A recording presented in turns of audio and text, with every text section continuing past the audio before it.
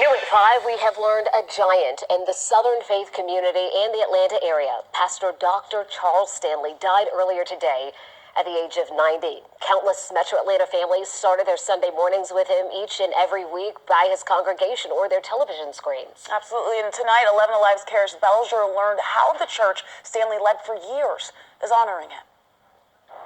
For more than 50 years, Dr. Charles Stanley served as pastor for First Baptist Church Atlanta, but his impact could be felt far beyond his congregation.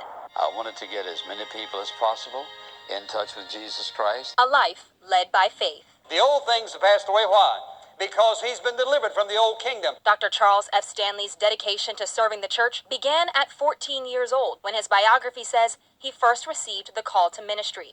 After graduating from the University of Richmond in 1956, he spent years leading churches across the South. In 1969, he became associate pastor at First Baptist Church Atlanta, where he would lead the congregation for 51 years. His vision would take him and his message beyond the four walls of the church and even beyond the borders of the U.S. In my office at the time was a living Bible called In Touch, and I just knew it was the right name for what God was calling us to do.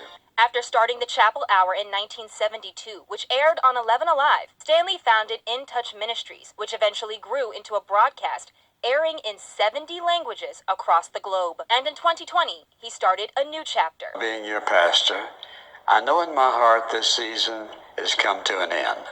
To be clear, Stanley retired from preaching at First Baptist Church Atlanta, but remained pastor emeritus until his passing, a life spent in service to his faith. The public will be able to pay their respects here at First Baptist Church Atlanta on Saturday from 10 a.m. until 4 p.m.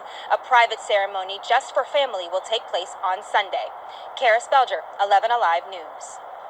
And if you'd like to read more about Dr. Stanley and the impact he has had on the city of Atlanta, you can head over to 11alive.com.